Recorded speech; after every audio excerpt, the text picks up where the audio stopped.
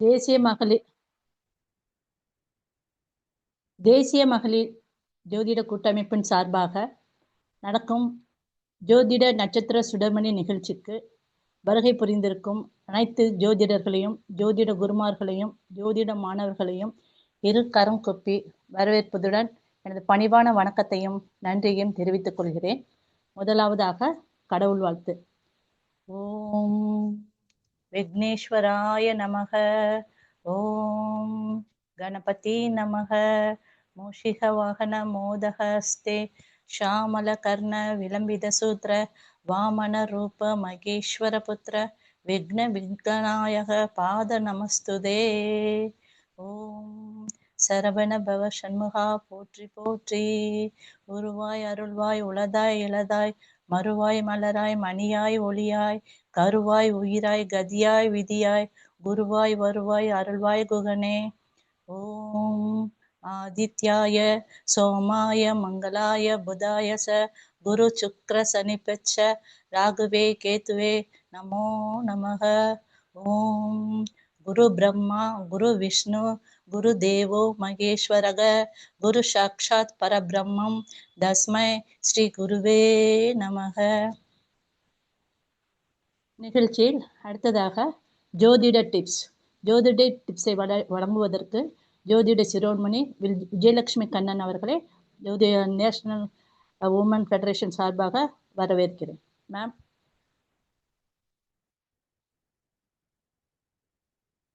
Meet எடுத்துட்டு பேசுங்க. அனைவருக்கும் வணக்கம். குரு வாழ்க, குருவே துணை. இன்னைக்கு ஜோதிட டிப்ஸ் என்ன அப்படின்னு பாத்தீங்கன்னா, எல்லாருக்கும் பணவரவு அப்படிங்கிறது சேமிச்சு வைக்க முடியல, நம்ம நினைச்ச காரியம் நடக்கல, அந்த மாதிரிலாம் நிறைய குறைகள் இருக்கும். சில விஷயங்கள் முடிவு பண்ணும்போது தடை தாமதங்கள் ஏற்பட்டுட்டே இருக்கும். இதெல்லாம் நீக்கிறதுக்காக ஒரு சின்ன பரிகாரம் என்ன அப்படின்னு பாத்தீங்கன்னா, 2 வெத்தலை. நீங்க 4 வெத்தலை 5 வெத்தலை கூட வச்சுக்கலாம், தப்பு இல்லை. ஆனா 2 வெத்தலை வைக்கணும் கண்டிப்பா. ஒரு வெத்தலை வைக்க கூடாது, 2 வெத்தலை. அதுல கொட்டைப்பாக்கு 2 பாக்கு 2 வெத்தலை. 11 ரூபாய் பணம். 10 ரூபா நோட்டு ஒண்ணு, 1 ரூபாய் நோட்டு ஒண்ணும் வச்சுக்கலாம். 11 ரூபாய் வச்சு சாமி இடத்துல வச்சிடணும். வச்சுட்டு நீங்க டெய்லி விளக்கு பத்த வச்சு சாமி கும்பிடும் போது அதை அங்கேயே வச்சிருக்கணும். அடுத்த நாள் வெத்தலையை மட்டும் தினமும் மாத்தணும். வெத்தலைய தினமும் மாத்தணும். பாக்கு நீங்க தினமும் மாத்தினாலும் சரி, இல்ல வாரத்துக்கு ஒருக்க மாத்தலாம், தவறு இல்லை, மாத்திரணும். அந்த படத்தை வருஷம் முழுசும் அங்கேயேதான் வச்சிருக்கணும். அந்த 11 ரூபாய் காசை வருஷம் முழுச்சு வச்சிருக்கணும். நீங்க இப்ப ஜனவரி 25, இன்னைக்கு 24, அடுத்தது நாளைக்கு வைக்கிறீங்க அப்படின்னு வச்சுக்கோங்க. 25 அடுத்த 25ஆம் தேதி அந்த பணத்தை மாத்தணும். சோ அப்படியே அதை நீங்க குறிச்சு வச்சுக்கணும். குறிச்சு வச்சுட்டு ஒரு வருஷத்துக்கு நீங்க உங்களுக்கு உங்க இஷ்ட தெய்வமோ அல்லது குலதெய்வமோ ஏதோ ஒரு மந்திரத்தை சொல்லி நீங்க சாமி கும்பிட்டுட்டே வர வர வர உங்களுக்கு பொருளாதார வரவும் அதிகரிக்கும், காரியங்கள் நினைச்ச காரியங்கள் சித்தியாகும். இது ஒரு நல்ல விஷயமா உங்களுக்கு பயன்படும். நல்லதுக்காக நீங்க வேண்டிக்கிற எல்லா விஷயமும் கை கூடி வரும். இந்த வெத்தலையை நீங்க எடுக்கிறத நீங்க வேற இடத்துல வச்சிருந்து காஞ்சது ஒரு கவர்ல போட்டு வச்சுக்கலாம். அது தண்ணியில ஆத்துல குளத்துல எங்கேயாவது விட்டுக்கலாம். அது மாதிரி பாக்கை நீங்க பயன்படுத்தலாம். டெய்லி ஒரு பாக்கு வாயில அடக்கிக்கிட்டீங்க அப்படின்னாக்கா அந்த பாக்கு சுகர் பிரச்சனையை குறைக்கும். இந்த ஹார்ட் பிரச்சனை, ரத்த ஓட்டம், இதுக்கெல்லாம் நல்லது. நான் சொன்னேன்னு சொல்லி நிறைய பாக்க சாப்பிடாதீங்க. ஒரே ஒரு பாக்கு வாயில அடக்கி வச்சிருந்தீங்கன்னா அது நல்ல பலனை கொடுக்கும். சோ பயன்படுத்திக்கலாம், தப்பு இல்லை. அந்த வெத்தலைய நீங்க அதை சேர்த்து வச்சிருந்து கடைசியில கொண்டு போய் ஆத்துல விட்டுக்கலாம். இந்த 11 ரூபாய் காசு வருஷம் முடிஞ்சதும் அதுல நீங்க கொஞ்சம் காசு போட்டு சாமிக்கு உங்க பக்கத்துல இருக்க கோயில் எதுக்கு வேணா நீங்க செய்துக்கலாம். ஒரு மாலை வாங்கி போடலாம், ஒரு அபிஷேகத்துக்கு வாங்கி கொடுக்கலாம், ஒரு பிரசாதம் செஞ்சு கொடுக்கலாம், எதுக்கு வேணா கொடுக்கலாம். அது கூட நீங்க உங்க கையில இருந்து கொஞ்சம் காசு போட்டு செஞ்சுக்கோங்க. அந்த 11 ரூபாய்க்கு பதிலா வேற ஒரு 11 ரூபாய் வச்சு மறுபடியும் அடுத்த நாள்ல இருந்து கும்பிட ஆரம்பிங்க. இது தொடர்ந்து செஞ்சுட்டு வர கண்டிப்பா நல்ல பலன் கிடைக்கும். உங்களுக்கு பிடிச்ச இஷ்ட தெய்வத்தினுடைய இதை ஸ்லோகத்தை சொல்லிக்கோங்க. நீங்க அடுத்தது இதை விட இன்னும் நல்ல பலன் தரணும் மேடம் அப்படின்னு சொன்னீங்கன்னா அதுக்கு 3 வழிகளை நீங்க கடைபிடிக்கணும். அது 3 என்ன அப்படின்னா, யாராவது 3 பேருக்கு நன்றி சொல்லணும். தினமும் யாராவது 3 பேருக்கு நன்றி சொல்றது, யாராவது 3 பேரை பாராட்டுறது, யாராவது 3 பேர்கிட்ட மன்னிப்பு கேட்பது. இந்த 3 நீங்க தொடர்ந்து செஞ்சுட்டு வர வர நீங்க இந்த வெத்தலையை உங்களுக்கு கொடுக்குற பலன் வேற எதுவும் கொடுக்கலங்கிற அளவுக்கு அந்த தெய்வம் நீங்க வான் கூப்பிட்டா வரும். அந்த அளவுக்கு உங்களுக்கு நல்ல பலனை செய்யும். இப்ப நான் எப்படி மேடம் எல்லாருக்கும் நன்றி சொல்ல முடியும், யாருக்கு மேடம் தேடுறதுன்னா, இப்ப கிட்டத்தட்ட 24 நாளா நம்ம நட்சத்திர சுடர்மணி போட்டுட்டே இருக்காங்க. அங்க போய் பாருங்க, டெய்லி எல்லாரும் பாக்குறீங்க. ஆனா யாராவது ஒருத்தராவது பாராட்டி இருக்கிறதோ, நன்றி சொல்லி இருக்கிறதோ ஏதாவது செய்திருக்கீங்களா பாருங்க. மனசார செய்தீங்க அப்படின்னா கண்டிப்பா இன்னாருக்கு தான் செய்யணும் அப்படிங்கிறது இல்ல. யாரோ ஒருத்தருக்கு செய்யுங்க. அதே மாதிரி மன்னிப்பு கேட்க நேர்ல போய் கேட்க முடியாதுன்னா போன் பண்ணி கேளுங்க. இல்ல அதுவும் இல்லையா, மனசுக்குள்ளேயாவது மன்னிப்பு கேளுங்க. தினமும் இதை செஞ்சுட்டு வாங்க, கண்டிப்பா நல்ல பலன் கிடைக்கும். அனைவருக்கும் நன்றி. இப்படிக்கு உங்கள் விஜயலட்சுமி கண்ணன். நன்றி. முதல் சிறப்பு நன்றி மேடம். உங்களுக்கு தான். முதல் நன்றி உங்களுக்கு தான். அங்க போடுங்க சார். சிறப்பு மேடம், சிறப்பு மேடம். நன்றி நன்றி நன்றி. ஸோ நிகழ்ச்சியின் அடுத்ததாக வரவேற்புரை. தேசிய மகளிர் ஜோதிட கூட்டமைப்பின் சார்பாக நடைபெற்று வரும் தேசிய நட்சத்திர சுடர்மணியின் 24ஆம் நாளான இன்று சிறப்புரையாற்ற வருகை புரிந்திருக்கும் திருவாரூர் மாவட்டம் நன்னிலத்தைச் சேர்ந்த ஜோதிட ரத்னா உ வெங்கடாச்சலம் அவர்களை வரவேற்புடன் அவரை பற்றிய சில குறிப்புகளை இங்கே பதிவிட இருக்கிறேன். ஸோ இந்த ஆஸ்ட்ரோ வெங்கடாச்சலம் ஐயா அவர்கள் நம்ம சொல்லணும் பார்த்தீங்கன்னா சம ஆட்கள் அப்படின்ற மாரி இதில் சொல்லலாம். ஏன்னா இவருடைய தாயார் பெயர் ரஞ்சித் தம்மாள், தந்தையார் பெயர் உத்ராபிதி பிள்ளை ஆவார்கள். இவர் 2024ஆம் ஆண்டு வரை சென்ட்ரல் கவர்மெண்ட் என்று சொல்லக்கூடிய மத்திய அரசில் இந்த ரயில்வே பாதுகாப்பு படை பிரிவில் வந்து சப் இன்ஸ்பெக்டராக பணிபுரிந்து 2024இல் ஓய்வு பெற்றார். ஸோ இவர் வந்து அந்த காலகட்டத்தில் வேலை மட்டும் செய்யாமலே தன்னுடைய வாழ்நாளில் வந்து அவருக்கு விவரம் தெரிஞ்ச காலத்திலேருந்தே ஜோதிடத்தின் மேலே ஒரு ஈர்ப்பு ஏற்பட்டு ஜோதிடத்தையே அந்த வேலை ஒரு பக்கம் போகுது அப்படின்னா அந்த படிப்பு ஒரு பக்கமாக இவர் என்ன செய்தார், அந்த ஜோதிடத்தை கற்று வந்துகிட்டே இருந்தார். அந்த வகையில் இவர் பார்த்தா இவர் மதுரை திருமங்கலம் திருநெல்வேலி ஐயா அவர்களிடம், திருவேல்சாமி ஐயா அவர்களிடம் பிருகுநந்த நாடி ஜோதிடம் கலையை கற்றுள்ளார். அது மட்டுமல்லாது திருப்பூர் குருஜி கோபாலகிருஷ்ணன் ஐயா அவர்களிடம் சாமக்கோள் பிரசனமும் ஜோதிடத்தில் சில நுணுக்கமானவை என்ற ஜோதிட கலையையும் கற்றுள்ளார். மற்றும் அவரது கையாலேயே ஜோதிட ரத்னா என்ற பட்டத்தையும் பெற்றுள்ளார். தற்சமயம் அதாவது இந்த 2024 அவர் ஓய்வு பெற்றான்னு சொல்றோம் பார்த்தீங்களா. ஸோ அந்த காலகட்டத்திலிருந்து இவர் என்ன பண்ணியிருக்காருன்னா ஸ்ரீ சாய்பாபா ஜோதிட நிலையத்தை நிறுவி அதை வந்து இன்று வரை வந்து திறமையாக நடத்தி கொண்டு வருகிறார். ஸோ இந்த நிறுவனத்தின் மூலமாக ஜோதிடத்தில் ஒரு குறிப்பிட்ட துறை மட்டும் இல்லாது ஜோதிடத்தில் பொது பலன்கள், தசாபுத்தி பலன்கள், கோச்சார பலன்கள், திருமண பொருத்தம் என பார்த்து மக்களுக்கு வந்து ஜோதிட துறையில் அதிகமாக உதவி செய்து கொண்டிருக்கிறார். இதில் இன்னொரு சிறப்பு என்னன்னு சொன்னோம்னா இந்த திருமண பொருத்தத்தில் மட்டுமே 1000 பேருக்கு 1000 ஜோடிகளுக்கு வந்து இவர் வந்து திருமண பொருத்தம் பார்த்து அவர்களுக்கு திருமணத்தையும் நடத்தி வைத்திருக்கிறார்.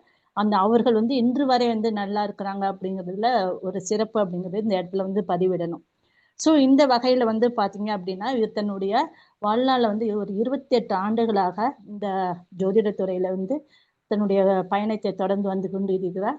அத்தகைய சிறப்பு வாய்ந்த ஆஸ்ட்ரோ நன்னிலத்தை சேர்ந்த ஜோதிட ரத்னா உ வெங்கடாச்சலம் ஐயா அவர்களை நட்சத்திர சூட்சமங்கள் என்ற தலைப்பில் என்னத்தை வித இவர் விளக்கம் வந்திருக்காருன்னா, வாழ்க்கையில வெற்றி பெறணும்னா நம்ம என்ன சொல்வோம், நல்லா நம்ம ஜாதகம் யோகம் உள்ளதா இருந்தால் நமக்கு எல்லாம் நடக்கும்னு சொல்லுவோம்.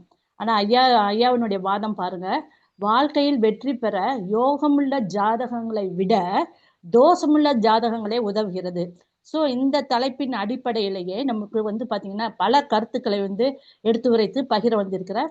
அத்தகைய சிறப்பு வந்த ஐயா அவர்களே வருக வருக என உங்கள் சார்பாக வரவேற்று ஜோதிட சூட்சமங்கள் என்ற தலைப்பில் பேச அன்புடன் அழைக்கின்றேன். ஐயா வருங்கள், தங்களுடைய ஒரு நேர பகுதியை எடுத்து சிறப்பாக உரையாற்றுங்கள். வெங்கடாச்சலம் ஐயா. வெங்கடாச்சலம் ஐயா. வணக்கம்மா. நன்றி அம்மா. வணக்கம். நீங்க பேசலாம் சார். நடுவுல யாரும் மியூட் எடுக்காதீங்க, பேசுங்கய்யா. தேசிய மகளிர் ஜோதிட கூட்டமைப்பிலே இணைந்து பயணித்துக் கொண்டிருக்கக்கூடிய அனைத்து ஜோதிட குருமார்கள் தான், எல்லாருமே குருமார்கள் தான், ஜோதிட ஆர்வலர்கள் தான், எல்லாருக்குமே ஜோதிட ஞானம் மிகுந்தவர்கள் தான் இந்த துறைக்குள்ளேயே வர முடியும். ஜோதிட அறிவு இல்லாமல் யாரும் இந்த துறைக்குள்ள எட்டி கூட பார்க்க முடியாது. அப்படிப்பட்ட ஒரு துறைக்குள்ள தேசிய அளவில் நடத்தக்கூடிய தேசிய தலைவர் அம்மா காளிகாம்பாள் அவர்களையும் வணங்கி, அம்மா மஞ்சுளா அம்மா கரூர் அவர்கள் கரூர் மாவட்ட தலைவர் அவர்களையும் வணங்கி மற்றும் உள்ள அனைத்து உறுப்பினர் நண்பர்கள் எல்லோரையும் வணங்கி என்னுடைய நன்னிலம் வெங்கடாசலம் ஆகிய நான் என்னை பற்றி தெளிவாக சொன்னார்கள். நான் திருப்பூர் வேல்சாமி ஐயா திருமங்கலம் வேல்சாமி ஐயாவத்தை திருவினந்தி நாடி கற்றுக்கிட்டேன். எனக்கு இயற்கையாகவே ஜோதிட அறிவு வந்தது. ஆனால் என் முன்னோர்கள் ஜோதிடம் கற்றவர்களா எனக்கு தெரியாது. ஏன்னா எங்க குடும்பத்துல யாரும் ஜோதிடம் பார்த்தவர்கள் இல்லை. ஆனால் எனக்குள் ஜோதிடம் நானும் ஒட்டி கொண்டது. உண்மையை சொல்ல போனால் எங்கள் ஊரிலே ஒருவர் ஜோதிடம் பார்த்து கொண்டு இருக்கும்போது நாங்கள் சின்ன பிள்ளையா இருக்கும்போது அவர்கிட்ட போய் உட்காருவோம். அவர் சொல்றதை பார்த்து பார்த்து எனக்கு ஆச்சரியப்படுவேன். அப்படித்தான் நானும் சினிமாவிலே சினிமா பாடலாசிரியர் பிரைஸோடும் இருவருமே இணைந்து அவரிடம் போய் உட்காந்துப்போம். அவர் சொல்றதெல்லாம் கேட்டு கேட்டு நாங்கள் அந்த கொஞ்சம் விஷய ஞானங்களை தெரிஞ்சுக்கிட்டே வந்துகிட்டு இருந்தோம். அப்புறம் எங்களுக்குள்ள ஜோதிடத்தை படிக்கணும்னு ஆர்வம் வந்துச்சு. நிறைய புத்தகங்கள்லாம் வாங்கி படிச்சு எனக்குள்ள இந்த ஜோதிட ஞானத்தை நான் வளர்த்து கொண்டு முதல்ல புதுசா மந்திரம் கேட்டவன் பொண்டாட்டி மேல ஏவி பார்ப்பான் அப்படின்ற கதை ஒன்று இருக்கு தெரியுங்களா? அது மாதிரி என்னுடைய குடும்பத்திற்கு எனக்கே நான் ஜோதிடம் பார்த்து என் தாய் தந்தையருக்கு எனக்கு என் மூலமாக என் தாய் தந்தையருக்கு குடும்பத்தில் உள்ளவர்களுக்கு என்னுடைய பதவிக்கு என்னுடைய உயர்வுக்கு என்னுடைய ஜோதிடத்தை பார்த்து அதெல்லாம் நடக்கிறது. நான் என்ன பலன் எழுதுறனோ அப்படியே துல்லியமாக எனக்கே நடந்துகிட்டு இருக்கு. அப்போ எனக்கு என்னாச்சு, அப்ப நமக்கு நடக்கிற ஒரு விஷயம் ஏன் நம்ம அடுத்தவங்களுக்கு சொல்லக்கூடாதுன்னு தோணுச்சு. அப்ப என்ன பண்ணேன், என்னுடைய உயர் அதிகாரிகள்கிட்ட நான் ஜோதிடம்லாம் படிச்சுட்டு இருக்கேன்ல, எனக்கு பார்த்து சொல்லுன்னு ஜோதிடத்துல என்னுடைய உயர் அதிகாரிகள் கேட்டாங்க. இப்போ அவங்களுக்கெல்லாம் நான் சொல்ல அவங்களுக்கெல்லாம் ஓரளவுக்கு நடக்க ஆரம்பித்த பிறகு அவர்கள் மூலமாக எனக்கு பேர் கிடைக்க ஆரம்பிச்சு டிபார்ட்மெண்ட்லயே. சரி எனக்கு பாருன்னா நிறைய பேர் அப்படியே கேட்கவும் சரி அவங்களுக்கு பார்த்துட்டு வருவேன். வீட்டுக்கு என்னைக்காவது நான் வரும்பொழுது என்னை தெரிந்தவர்கள் என்கிட்ட சொந்தக்காரங்க வருவாங்க, எனக்கு பார்த்து சொல்லுவாங்க. அவங்களுக்கு இப்படியே எல்லாருக்கும் நானே விரும்பி ஒருவரிடம் ஜாதகத்தை கேட்டு பிறந்த தேதி நேரம் பர்த்டே பிளேஸ் எல்லாம் கேட்டு நானே அவர்களுக்கு ஜோதிடத்தை உரைக்க ஆரம்பித்தேன். இப்படி உரைக்கும் போது எனக்குள்ள அனுபவத்தை வளர்த்துக் கொள்வதற்காக தான் அவர்களுக்கு தேடி போய் நானே ஜோதிட பலன்களை சொல்ல ஆரம்பித்தேன். எப்படி அவங்களுக்கு நம்ம சொந்தக்காரங்க தானே, அவங்களுக்கு நம்ம சொன்னது நடக்குதா, நம்ம ஃபாலோ த்ரூ பண்ணலாம். அப்படி நான் ஃபாலோ த்ரூ பண்ண ஆரம்பித்தேன். அப்படி ஃபாலோ த்ரூ பண்ணிட்டு இருக்கும்போது நான் சொன்னதுல ஒரு 60% நடக்க ஆரம்பிச்சிச்சு. அப்போ நமக்கு நடக்குதுன்னா இன்னும் நம்ம இதில் மெருகேற்றிக்கணும் அப்படின்ட்டு திருப்பூர் கோபாலகிருஷ்ணன் ஐயாட்ட போய் சேர்ந்து ஆரம்பத்திலேருந்தே படிக்க ஆரம்பிச்சேன். சில விஷயங்கள்ல அடிப்படை ஜோதிடத்திலிருந்து உயர்நிலை ஜோதிடம் வரை இன்னும் சில டாபிக்ல நிறைய டாபிக்லாம் வரும்போது எல்லாத்தையுமே அவர்கிட்ட படிக்க ஆரம்பிச்சேன். அவர் சொல்லக்கூடிய நுணுக்கங்கள் எனக்கு ரொம்ப அருமையா இருந்துச்சு. இதெல்லாம் படித்தேன். இதுக்கும் மேல போனா விருதுநகர்ல ஜாம்பவான் சுவாமிகள்னு அவர்கிட்டையும் படிச்சுட்டு இருக்கேன். இன்னைக்கும் படிச்சுட்டு தான் இருக்கேன். 2 பேர்ட்டையுமே தொடர்ந்து 28 வருஷம் ஆகுது. அனுபவங்கிறதுலாம் ஒரு பக்கம் இருந்தாலும் இன்னும் அப்டேட் பண்ணிட்டு இருக்கோம். அந்த வகையில போயிட்டு இருக்கேன். இன்னைக்கு வளர்ந்து என்னை பத்தி பேசுறதை விட இன்னைக்கு எனக்கு கொடுத்த தலைப்பு நட்சத்திர சூட்சமங்கள். பொதுவா நமக்கு நட்சத்திரங்களை பத்தி தெரியும். ஏன்னா நம்ம எல்லாம் ஜோதிடர்கள் 27 நட்சத்திரங்கள் இருக்கு, 27 நாமயோகங்கள் இருக்கு, கர்ணங்கள் 11 கர்ணங்கள் இருக்கு, 15 திதி இருக்கு. எல்லாமே 4 வாரம் நட்சத்திரம் 5 அம்சங்கள் அடங்கியதே நமக்கு எல்லாருக்கும் தெரியும்.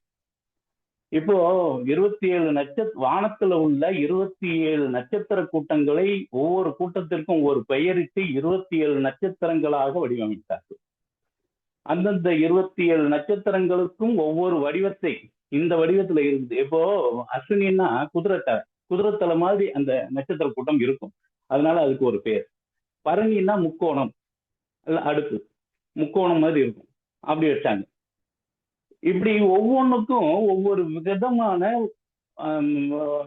அந்த அங்க என்ன தெரிஞ்சுதோ அதை அப்படியே வச்சாங்க. இதெல்லாம் இப்ப வைக்கல. எப்ப வச்சாங்க? ஞானிகள் தன் ஞான திருஷ்டினால இப்படித்தான் இருக்கும், இப்படித்தான் இருக்குங்கிறத கண்டுபிடிச்சாங்க பாருங்க. இப்பதான் நம்ம வச்சிருக்கோம், எல்லா கேமராவும் வச்சிருக்கோம், கிட்டக்க போய் கூட பாக்குறோம். ஆனா அன்னைக்கு கீழே இருந்தபடியே எல்லாத்தையும் இவங்க கண்டுபிடிச்சு வச்சாங்க. அப்படி வைக்கப்பட்டதுல இப்போ நமக்கு பொதுவாகவே 27 நட்சத்திரங்களுக்கு பார்த்தீங்கன்னா ஒவ்வொன்றுக்கும் ஒவ்வொரு மலர்கள் இருக்கு, ஒவ்வொன்றுக்கும் ஒரு விலங்கு இருக்கு, ஒவ்வொன்றுக்கும் ஒரு மரம் இருக்கு, ஒவ்வொன்றுக்கும் ஒரு குறியீடு இருக்கு. இப்போ நட்சத்திரங்களுக்கு ஒரு குறியீடு இருக்கு. இந்த 27 நட்சத்திரங்களை ஒரு 12 கட்டத்துக்குள்ள 2.25 நட்சத்திரம் வீதம் 12 கட்டத்துக்குள்ள, மேஷம் முதல் மீனம் வரை அந்த 12 கட்டத்துக்குள்ள ஒரு நட்சத்திரத்துக்கு 4 பாதம் வீதம் 9 பாதங்களை 108 பாதங்கள் ஆக்கி அதுக்குள்ள அடக்கி வச்சுட்டாங்க. இப்போ அவங்க மேஷத்துல என்னென்ன இருக்குன்னு தெரியும். அஸ்வதி, பரணி, கிருத்திகை 1ஆம் பாதம். ரிஷபத்துல கிருத்திகை 2, 3, 4, ரோஹிணி 4 பாதம் 8 பாதம், மிருகசீடம். அப்ப அங்க அது 2. இப்போ இந்த இப்படி 12 இடத்துலயும் நம்ம பாதங்களை வச்சு நம்ம ஃபில்அப் பண்றோம். ஜோதிடர்கள் நமக்கு எல்லாருமே தெரியக்கூடிய விஷயம்தான். இதுல நட்சத்திரங்கள்ல தலையற்ற, உடலற்ற, காலற்ற, உடைப்பட்ட நட்சத்திரங்கள் சொல்லக்கூடியது. இவங்க நம்ம வந்து இந்த 3 நட்சத்திரங்கள் இது எதுன்னா சூரியனுடைய நட்சத்திரங்கள்லாம் பாருங்க. சூரியனுடைய நட்சத்திரம் கிருத்திகை, உத்திரம், உத்திராடம். இது 3மே தலையற்ற நட்சத்திரங்கள். முதல் பாதம் வந்து ஒரு ராசிலையும் மற்ற 3 பாதங்கள் அடுத்த ராசிலையும். அதே போல செவ்வாயோட நட்சத்திரம் முதல் 2 பாதங்கள் ஒரு ராசியிலும் மற்ற 2 பாதங்கள் அடுத்த ராசியிலும். அது உடலற்ற, தலையற்ற ராசி என்று சொல்லப்படுகிறது. அடுத்தது பாத்தீங்கன்னா குருவோட நட்சத்திரம் 3 பாதம் ஒரு ராசிலையும் மற்ற இன்னும் 1 பாதம் ஒரு ராசியில இருக்கும். கால் மட்டும் அடுத்த ராசிக்கு போகும். அது காலற்ற நட்சத்திரங்கள்னு சொல்றோம். இப்போ உடலற்ற, தலையற்ற, உடலற்ற, காலற்ற நட்சத்திரங்கள்னு சொல்றோம்ல. இப்படி அந்த நட்சத்திரங்களை நம்ம பிரிச்சு வச்சிருக்கோம். இப்ப பாருங்க,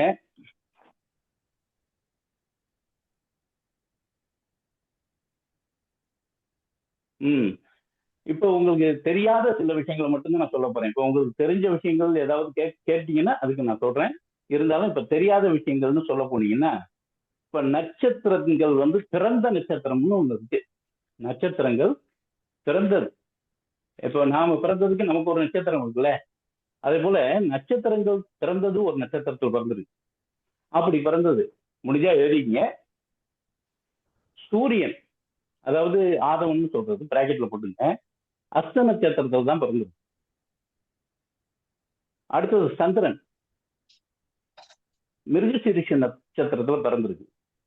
புதன் அவிட்ட நட்சத்திரத்துல பிறந்திருக்கு. குரு பூச நட்சத்திரத்துல பிறந்திருக்காரு. சுக்கிரன் மக நட்சத்திரத்துல பிறந்திருக்காரு. சனீஸ்வரன் ரேவதி நட்சத்திரத்தில் பிறந்திருக்கிறார். ராகு பரணி நட்சத்திரத்துல பிறந்திருக்காரு. கேது ஆயில்ய நட்சத்திரத்துல பிறந்திருக்காங்க. இப்போ மிருகசீரிஷ நட்சத்திரம்னு வச்சுங்களேன், ஒரு டிப்ஸா எடுத்துங்க. ஒருத்தர் மிருகசீரிஷ நட்சத்திரத்துல பிறந்திருக்காருன்னா அவர்கிட்ட நீங்க கேட்கலாம், உங்க குடும்பத்துல யாராவது காதல் திருமணம் பண்ணிருக்காங்களா? கண்டிப்பா காதல் திருமணம் பண்ணிருப்பாங்க. அல்லது காதல் வயப்படுவார் மிருகசீரிஷ நட்சத்திரத்துக்காரு. அந்த குடும்பத்துல ஒரு காதல் திருமணம் கண்டிப்பாக நடந்திருக்கும். இதெல்லாம் ஒரு ஏன்னு கேட்டீங்கன்னா, ஏன் இப்படி நான் சொல்றேன்னா, இந்த சந்திரன் வந்து மிருகசீரிஷத்துல தான் பிறக்குது. சந்திரனும் மிருகசீரிஷமும், சந்திரனும் செவ்வாயும், செவ்வாயோட நட்சத்திரத்துல தான் சந்திரன் பிறக்கிறார். பாருங்க, எல்லாமே வந்து மாறி மாறி தான் நடந்து பிறக்கும். சந்திரனுக்கு செவ்வாய் வந்து நட்பா பகையா? புரியுதுங்களா? அப்படி நட்பு. அந்த விஷயத்துலதான் அவங்க காதல் வயப்படுவார்கள். காயல் திருமணம் இந்த குடும்பத்தில் நடந்திருக்கும். சின்ன ரெக்வஸ்ட், ரெக்கார்டிங் போது யாராவது ஆன் பண்ண விட்டீங்கன்னா சத்தமாயிடும். நீங்க பாட்டு சொல்லிட்டே போங்க, எல்லாரும் கேட்டுப்பாங்க. சரி சரிங்க, நானே சொல்லிடுறேன். Okay okay sir, okay sir. அப்படி இருக்கும். ஒவ்வொரு நட்சத்திரத்துக்கும் ஒவ்வொரு நட்சத்திர பிறப்புகளை நம்ம தெரிஞ்சுக்கிட்டோம். அடுத்தது நட்சத்திரத்துல யோனி இருக்கு. யோனிக்குன்னு ஒரு யோனி பாக்குறோம்ல, நான் யோனி பொருத்தம் பாக்குறேன் பாருங்க. அதை வச்சே நட்சத்திரத்துல நம்ம பலன் சொல்ல முடியும். எப்படின்னா, இப்போ பரணியும் ரேவதிக்கும் யோனி யானை. அவங்க வந்து எப்படின்னா உடல் வலிமை பெற்று இருப்பாங்க, உற்சாகத்தோடு இருப்பாங்க, மரியாதையை ரொம்ப விரும்புவாங்க, மரியாதை விரும்பிகளாக இருப்பார்கள். அடுத்தது 2வது பாம்பு, மிருகசீரிஷம் ரோஹிணி, 2மே பாம்பு யோனி உள்ளது. அவங்க நுனி மூக்கில் கோபம் வரும், குத்தி காட்டி பேசுவாங்க, செய்நன்றி கிடையாது. அடுத்தது திருவாதிரை மூலம், நாய். அந்த இதுக்கு வந்து யோனி வந்து நாய். விசுவாசம் உள்ளவங்க நம்பிக்கைக்குரியவர்களாக இருப்பார்கள். அடுத்து மகம் பூரா எலி, அதிக சுறுசுறுப்பாகவும் விவேகம் உள்ளவர்களாகவும் இருப்பார்கள். அடுத்து ஆயில்யம் புனர்பூசம் பூனை, சாமர்த்தியசாலியாகவும் இருப்பாங்க. இறக்கம் கொஞ்சம் அவங்ககிட்ட எதிர்பார்க்க கூடாது. அடுத்தது அஸ்வினி சதயம் குதிரை, அவங்களுக்கு யோனி. அவங்களுக்கு தைரியம், அழகு, சுயநலம் இது எல்லாமே இருக்கும். அடுத்தது பூரட்டாதி அவிட்டம் சிங்கம், அவங்களுக்கு குடும்பத்தை நல்லா பாதுகாப்பாரு. அடுத்தது தலைமை பொறுப்பை விரும்புவார். அடுத்தது சித்திரை விசாகம், அவங்களுக்கு புலி, ஆண் புலி பெண் புலி ரெண்டுமே வரும். அவங்களுக்கு என்னன்னு கேட்டீங்கன்னா சித்திரைக்கும் விசாகத்துக்கும் முகஸ்துதியை கொஞ்சம் விரும்புவாங்க, முகத்துக்கு எதுக்கு பேசுறவனை விரும்புவாங்க. அடுத்தது சுய அதிகாரம், சுயமா சுதந்திரமா இருக்கணும், சுய அதிகாரம் கிடைக்கணும்னு எதிர்பார்ப்பாங்க. பொருள் ஆசை இருக்கும்.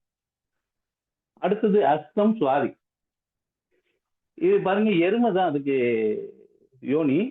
கொஞ்சம் மந்த புத்தியா இருப்பாங்க. வேர்வை சென்ற மாதிரி வேலை இருந்தா செய்ய மாட்டாங்க, பிடிக்காது அவங்களுக்கு. அடுத்தது அனுஷம் கேட்ட மான், அவங்களுக்கு யோனி. சுதந்திரமா இருக்கணும், ஊர் சுத்திட்டே இருக்கணும். சொந்த பந்தங்கள் மீது ரொம்ப அதிக பாசம் வச்சுப்பாங்க. சொந்த பந்தங்களை பேணி அவங்க கூட நட்போட இருப்பாங்க. அடுத்தது பூராடம் திருவோணம் குரங்கு, யோனி குரங்கு. கொஞ்சம் பேராசை இருக்கும், தைரியமா இருப்பாங்க. ஆனா உறுதியா ஒரு முடிவு எடுக்க மாட்டாங்க. எந்த ஒரு விஷயமா இருந்தாலும் ஒரு உறுதியான ஒரு முடிவு எடுக்கிறது கொஞ்சம் இயலாது அவங்களால. அடுத்தது உத்திராடம் கீரி, செல்வாக்கு, பெரியோர் இடத்துல மரியாதை இதெல்லாம் அவங்க வச்சிருப்பாங்க. அடுத்தது உத்திரட்டாதி பசு, யோசிச்சு செயல்படுவாங்க. அதாவது உழைச்சி, சனி இல்லவா, உழைச்சி வாழ விரும்புவாங்க. இப்படி இந்த யோனியை வச்சே ஒரு நட்சத்திரங்கள்ல யோனிக்கு உரிய நட்சத்திரங்களை வச்சு நம்ம ஓரளவுக்கு குறிப்பிட்ட பலன்களை ஒரு முதல்ல நம்ம வர்ற வாடிக்கையாளர்களுக்கு அவங்க இந்த நட்சத்திரம்னா அவங்களுக்கு இந்த யோனி இப்படி எல்லாம் இருப்பாங்கிறத நம்ம முன்கூட்டியே சொல்ல முடியும். அடுத்தது பாத்தீங்கன்னா இந்த நட்சத்திரங்கள்ல உத்திராட நட்சத்திரத்தோட கடைசி ஒரு நாழிகை 24 நிமிஷம், திருவோண நட்சத்திரத்துக்கு முன்னாடி 24 நாழிகை, அது ஒரு நட்சத்திரமா இருக்கு, அபிஷித்து நட்சத்திரம்னு பேரு. அப்ப நமக்கு 27 நட்சத்திரம்னா இது ஒண்ணு சேர்த்தா 28 ஆகும். ஆனா 27ல அந்த கடைசி அந்த ஒரு நாழிகை 24 நிமிஷம் உத்திராட நட்சத்திரத்தோட கடைசி ஒரு நாழிகை அபிஷித்து நட்சத்திரம்னு வரும். அதை முடிஞ்சணும் இந்த சூரியனும் சந்திரனுக்கும் இந்த சேர்ற நேரத்துல அந்த ஒரு அபிஷித்து முகூர்த்தம் இருக்கு, நட்சத்திரம் வருது. அந்த நட்சத்திரத்துல சுபகாரியங்கள், நல்ல ஒரு ஏதாவது ஒரு தொழில் ஆரம்பிக்கிறது போல எது செஞ்சாலும் சிறப்பாக இருக்குங்கிறது ஒரு டிப்ஸா இருக்குங்க. அடுத்தது நட்சத்திரங்கள்ல இன்னும் சொல்ல போனா தாராபலன். தாராபலன் எல்லாருக்குமே தெரிஞ்ச விஷயம்தான்.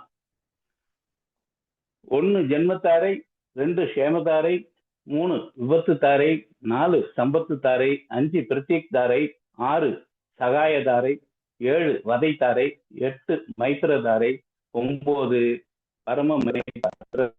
இந்த 9 தாரை நம்ம நட்சத்திரத்துல இருந்து 2வது, 4வது, 6வது, 8வது, 9வது நட்சத்திரங்கள்ல ஒரு நல்ல நட்சத்திரம்னு சொல்றோம். இதுல 2வது நட்சத்திரம் நல்ல நட்சத்திரம் தான், அதுல ஒண்ணு மாற்றுக்கிறது இல்லை. 4வது நட்சத்திரம் இருக்கு பாருங்க, சம்பத்து தாரைன்றது, அது இப்படியும் அப்படியுமா இருக்கும். நல்ல தாரை தான், பாதி நல்லது பாதி கெடுது. அதே போல 9வது தாரை இருக்கு பாருங்க, பரம மைத்திரை தாரை, அதுவும் கொஞ்சம் பாதி நல்லது பாதி சுமாரா தான் இருக்கும். ஆக நம்ம பெரும்பாலும் 2, 4, 6, 8 இந்த நட்சத்திரங்கள்ல இந்த 4 கொஞ்சம் சுமாரா நம்ம சேர்த்துக்கலாம். ஏதாவது ஒரு முக்கியமான காரியங்களுக்கு வேணும்னா அந்த 4வது தாரையும் பார்த்துக்கலாம். சம்பத்து தாரை ஒரு கொடுக்கல் வாங்கல், பணம் போடுறது இதெல்லாம் செஞ்சுக்கலாம். ஒரு சம்பத்து தாரையில போய் ஒருத்தவன்கிட்ட போய் கடன் கேட்டா கூட கொடுத்துருவான். நம்ம ஒரு இடத்துக்கு போய் காசு கொடுக்காதவன், நமக்கு கொடுக்க வேண்டியவன் இருந்தா அவன்கிட்ட போய் கேட்டாலும் கொடுப்பாங்க. சகாய தாரையில ஒரு அரசு அலுவலகத்துக்கு போய் ஒரு காரியம் நடக்கணும், அல்லது ஒருத்தவன்கிட்ட போய் ஒரு காரியத்துக்காக போறோம்னு இந்த சகாய தாரையில போய் செய்யலாம். சேமதாரையில ஒரு குடும்பத்தை சேர்த்து வைக்கலாம். இப்படி இந்த தாராபலன்களை பார்த்துதான் நம்ம ஒவ்வொரு நட்சத்திரங்களை படி பார்க்க போனா தாராபலன் பார்த்தே ஆகும். அந்த தாராபலன் பார்த்துதான் கிட்டத்தட்ட பாத்தீங்கன்னா இப்ப தசவீத பொருத்தங்கள்னு சொல்றோம் திருமணத்துல, அதுல 8 பொருத்தம் கிட்டத்தட்ட நட்சத்திரத்தை வச்சுதான் வருது. இப்போ 22வது நட்சத்திரம் பணப்பகை. பணப்பகையில வருது 22வது நட்சத்திரம். அப்ப அந்த 22வது நட்சத்திரத்தன்னைக்கு நம்ம ஒருத்தனுக்கு பணம் கொடுத்தாலும் பகையாகிடும். வாங்க வர்றோம் இந்த 22வது நட்சத்திரத்துக்கு காரணம் இருந்தாலும் நம்ம அன்னைக்கு பணம் கொடுத்தா அவன்கிட்ட பகையாகும். அதனால அந்த விஷயத்தையும் நம்ம பார்த்துதான் செய்யணும். இப்போ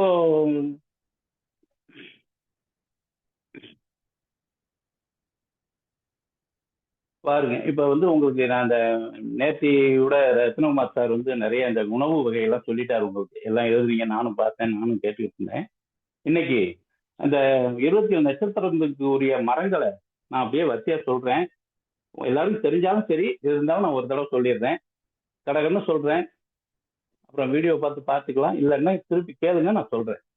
அசுபதி எட்டி மரம், பரணி நெல்லி மரம், கிருத்திகைக்கு அத்தி மரம், ரோஹிணிக்கு நாவல் பழமரம், மிருகசீரிடத்துக்கு கருங்காலி மரம், திருவாதிரைக்கு செங்கருங்காலி மரம், புனர்பூசம் மூங்கில் மரம், பூசத்துக்கு அரச மரம், ஆயில்யத்துக்கு புன்னை மரம், மகம் ஆலமரம், பூரம் பலாமரம், உத்திரத்துக்கு அலரி மரம், அஸ்தம் அத்தி அல்லது வேல மரம், சித்திரைக்கு வில்வ மரம், சுவாதிக்கு மருத மரம், விசாகத்திற்கு விளாமரம், மனுஷத்துக்கு மகிழ மரம், கேட்டைக்கு பிராயன் மரம், மூலத்திற்கு மாமரம், பூராடத்திற்கு வஞ்சி மரம், உத்திராடத்துக்கு பலாமரம், திருவோணம் எருக்கு மரம், அவிட்டத்துக்கு வன்னி மரம், சதயத்துக்கு கடம்ப மரம், பூரட்டாதிக்கு தேமா மரம், உத்திரட்டாதிக்கு வேப்ப மரம், ரேவதிக்கு இலுப்பை மரம்.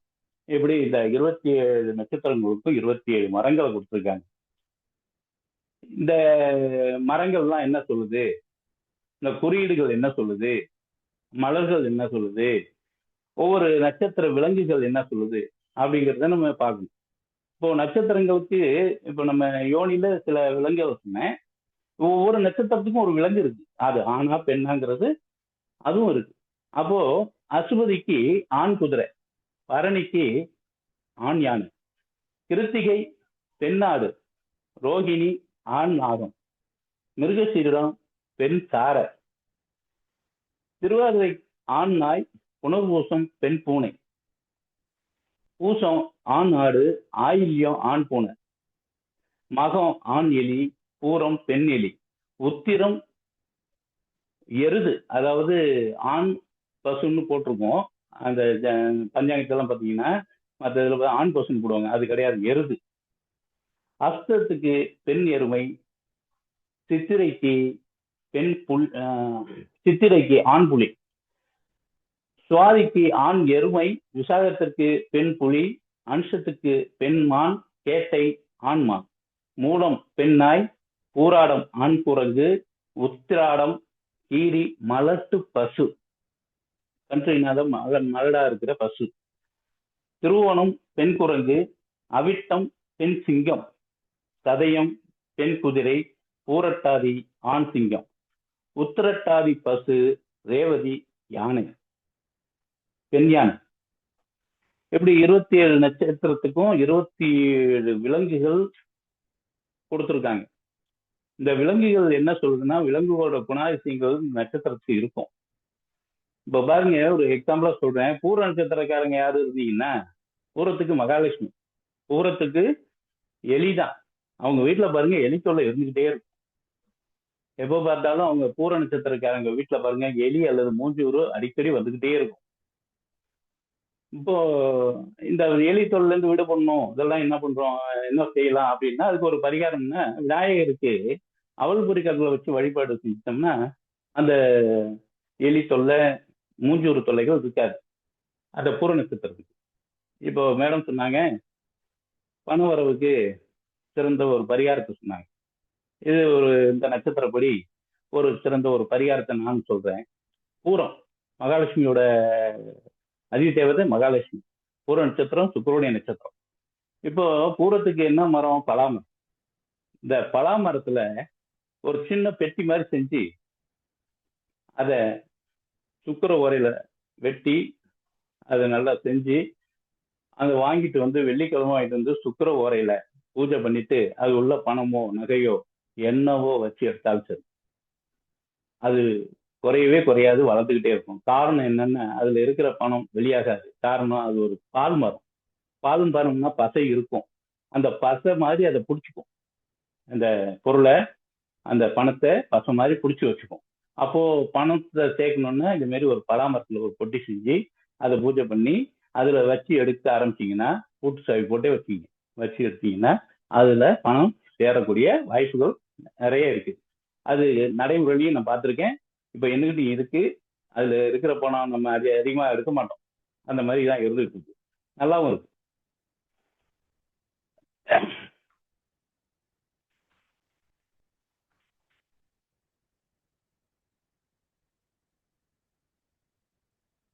இந்த உங்களுக்கு எல்லாம் ஒரு விஷயம் சொல்லணும்னு நினைச்சேன்.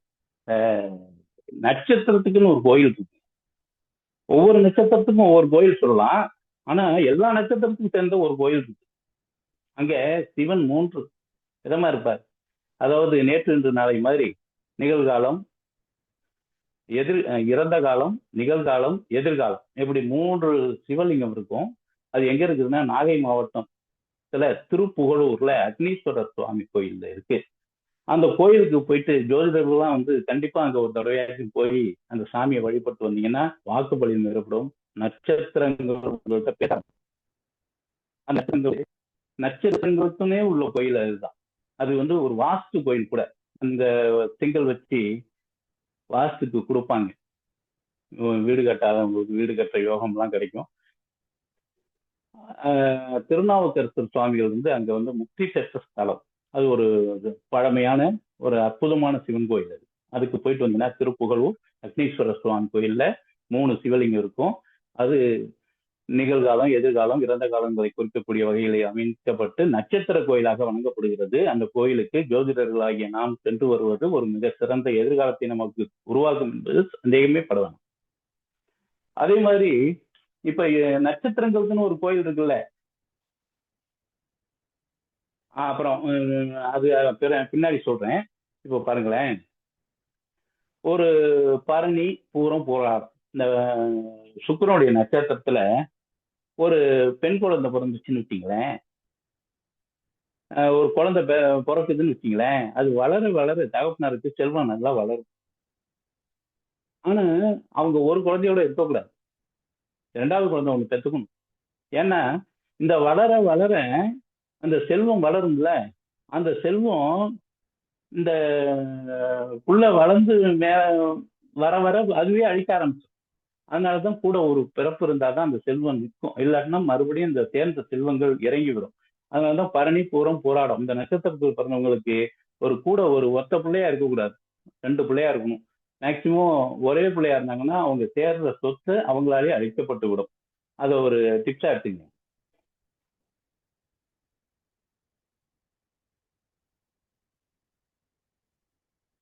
அப்புறம் இந்த ரோகிணி நட்சத்திரத்துல இருக்காங்கல்ல, பெரும்பாலும் ரோகிணி நட்சத்திரத்துல பிறந்தவங்களுக்கு அது ரோகிணி சுக்கிரனுடைய வீட்டுல ரிஷபத்துல உச்சமாகுது. அப்போ சுக்கிரன் சுகர், சர்க்கரை, இனிப்பு. இந்த ரோகிணி நட்சத்திரத்துல பிறந்தவங்களுக்கு 90% இல்ல 100% வாய்ப்பு சுகர் வர்றதுக்கு வாய்ப்பு இருக்குங்க.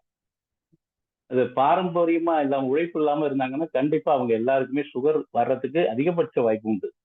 அதே போல சுவாதி நட்சத்திரத்துல ஒரு பொண்ணு பிறந்துச்சுன்னு வச்சுங்களேன், தகப்பனார் யோகக்காரன், எல்லா யோகமும் அந்த தகப்பனாருக்கு திட்டம். ஆனா அவங்க வீட்டுல பாத்தீங்கன்னா பாத்திரம் உடஞ்சிட்டு இருக்கும், பாத்திரம் உருண்டுகிட்டு இருக்கும். அது பொம்பளை பிள்ளையா இருந்துச்சுன்னா தகப்பன் நல்ல பேரும் செல்வந்தன் ஆகக்கூடிய வாய்ப்பெல்லாம் கிடைச்சிடும். அதே ஆண் பிள்ளைன்னு வச்சுங்களேன், அப்பனுக்கு மகனுக்கும் கொஞ்சம் பிரச்சனையாவே இருந்துகிட்டு இருக்கும். அந்த இன்னொரு விஷயம் சொல்லணும்னா, இந்த 27 நட்சத்திரத்துல உயர்ந்த நட்சத்திரம் சுவாதினே சொல்லலாம். ஏன்னா இந்த சுவாதிங்கிறது இல்லைன்னு வச்சுங்களேன், இந்த உலகமே இல்லை. இந்த உலகத்துல 26 நட்சத்திரம் இருந்தும் பிரோஜனம் இல்லை. ஏன்னா சுவாதி ஒன்னாலதான் உலகமே இயங்கிட்டு இருக்குங்கிறது மாதிரி இருக்கும். ஏன்னா சுவாதின்னா என்ன, அதோட இது என்னன்னா தேன்பூச்சி தான் கூடு அடகட்டி வாழும் தேன்பூச்சி தான் அதோட பூச்சி. அது தேன்பூச்சிகள் மகரந்த சேர்க்கைக்கு போகுது. மகரந்த சேர்க்கை மூலமா தான் உலகத்துல இந்த மற்ற இது எல்லாமே இருக்கு. அதனால தேன்பூச்சினால சுவாதி நட்சத்திரத்தை இருக்கிறதுனால தான் இந்த உலகம் இயங்குது. ஒரு அச்சாணி மாதிரி இருந்துகிட்டு இருக்குன்னே சொல்லலாம். அப்புறம் இந்த திருவாதிரை நட்சத்திரம் இருக்கு பார்த்தீங்களா? திருவாதிரை நட்சத்திரத்துல ஒரு பையன் இருக்காருன்னு வச்சுங்களேன், அவர் கல்யாணம் வச்சுன்னா மாமனார் கூட உறவு முறையில விரிசல் ஏற்படும், பிரச்சனை ஏற்படும். அதோ கொஞ்சம் விரிசலா இருப்பாங்க, அதாவது ஒத்து போக மாட்டாங்க. ஏன்னா தகப்பனார் கூட அது ஒத்து போகாது, அப்படித்தான் இருக்கும். அதனால திருவாதிரை மாமனாருக்கும் ஒத்து வராது. அதே மாதிரி விசாக நட்சத்திரம் கொஞ்சம் சுயநலமாவே சிந்திப்பாங்க, எல்லாத்தையுமே சுயநலமாவே எல்லாத்தையும் எடுத்துக்கிட்டு சுயநலமாவே சிந்திச்சு சுயநலமாவே வாழ்வாங்க. அதாவது என் நாடு என் மக்கள். விசாக நட்சத்திரம் யாரு? முருகனுடைய நட்சத்திரம். என் நாடு என் மக்கள் அப்படின்னு. விசாக நட்சத்திரத்துல பிறந்தவங்க கண்டிப்பா பூர்வீகத்துல இருக்க கூட, வெளியில போயிட்டாங்கன்னா நல்லா இருப்பாங்க. உள்ளூர்ல இருந்தாங்கன்னா கொஞ்சம் கஷ்டம்தான். ஏன்னா உள்ளூர்ல இந்த அந்த அளவுக்கு பெயர் எடுக்க முடியாது. ஓரளவுக்கு கஷ்டமான ஜீவனத்துல தான் ஓட்ட வேண்டியிருக்கும்.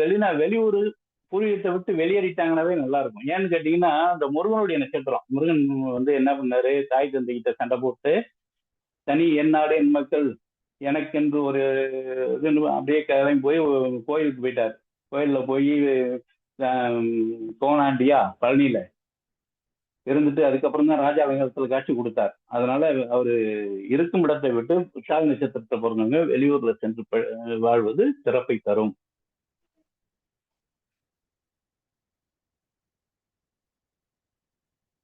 அப்புறம் சதய நட்சத்திரம். சதய நட்சத்திரத்துக்கு அதிபதி யாருன்னா யமன். அது அவங்க சதய நட்சத்திரக்காரங்க உடல் ஊனமுற்ற யாருக்காவது ஒரு தானம் பண்ணணும். கண்டிப்பா சதய நட்சத்திரத்துல பிறந்தவங்க உடல் ஊனமுற்றவர்களுக்கு ஒரு தானம் பண்ணணும். ஏன்னு கேட்டீங்கன்னா, அவர் யமன் தன்னுடைய சிற்றன்னையை காலால் எட்டி உதைத்து வசிச்சார். அதனால சிற்றன்னை சாபம் வாங்கியிருப்பார். சின்னம்மாவோட சாபம் வாங்கியிருப்பார். அவங்க சின்னம்மான்னா யாருன்னா அசோக்குமாருடைய அம்மா, சூரியனுடைய மனைவியின் தங்கை. சூரியனுக்கு 2 பொண்டாட்டி தான் இருந்தாலும் சூரியனுடைய அவங்க நிழலா ஒரு மனைவியும் நிஜத்துல ஒரு மனைவியும் இருந்தாங்க. அவங்களுக்கு இது உள்ளவங்க தான் அந்த அசோக்குமாருடைய இல்லதான் அம்மா தான் யமனோட சின்னம்மா. அவங்க எட்டி உதைத்ததற்காக உடல் ஊனமுற்றவர்களுக்கு தானம் செய்வது ரொம்ப சிறப்பை வாங்கிக்கும். அதோட சதய நட்சத்திரம் நீதிமான் யமன் தான் இந்த உலகத்திலேயே உயர்ந்த நீதிமான்னு சொல்லப்படுது, புராணங்கள்லயும் சரி எல்லாத்துலயுமே. ஏன்னா அவன் எதையுமே பார்க்க மாட்டான், இந்த உறவுகளையும் பார்க்கும். அதனால அப்புறம் சதய நட்சத்திரத்துல பிறந்தவங்களுக்கு தோல் வியாதி கண்டிப்பா ஏதாவது ஒரு இதுல அட்டாக் ஆயிடும். ஏன்னா யமனுக்கு தோல் வியாதி இருந்துட்டான். அதனால சதய நட்சத்திரத்துக்கு அதிதேவதையான யமனுக்கு தோல் வியாதி இருந்ததுனால சதய நட்சத்திரத்துல பிறந்தவங்களுக்கு எல்லாம் தோல் வியாதி வரும்னு சொல்லப்பட்டிருக்கு. இதெல்லாம் குமாரசாமியத்துல சொல்லப்பட்டிருக்கு. குமாரசாமியம்ங்கிறது முருகன் அருளி அகத்தியரால் எழுதப்பட்டது. இந்த குமாரசாமியத்துல சொல்லப்பட்ட விஷயங்களை தான் இப்ப நம்ம பேசிட்டு இருக்கோம்.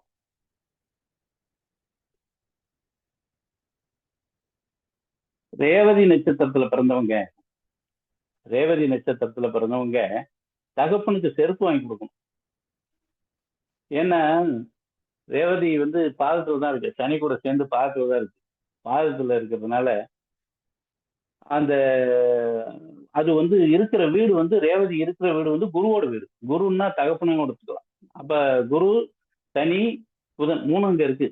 அப்போ ஒரு புதனோட நட்சத்திரம் ரேவதி ஒரு தகப்பனுக்கு ஒரு செருப்பு வாங்கி கொடுத்தாலே அவங்க சிறப்பா மேன்மையடைவாங்க. அடிக்கடி செருப்பு வாங்கி கொடுத்துட்டு இருந்தாங்கன்னா தகப்பனாருக்கு, அவங்க ஆணா இருக்கட்டும் பெண்ணா இருக்கட்டும், அவங்க வாழ்வியல்ல ரொம்ப சிறப்பா வரக்கூடிய வாய்ப்புகள் தான் இருக்கு. அதே போல குரு நீசமானவங்களும் செருப்பு வாங்கி கொடுக்கணும். யாருக்கு?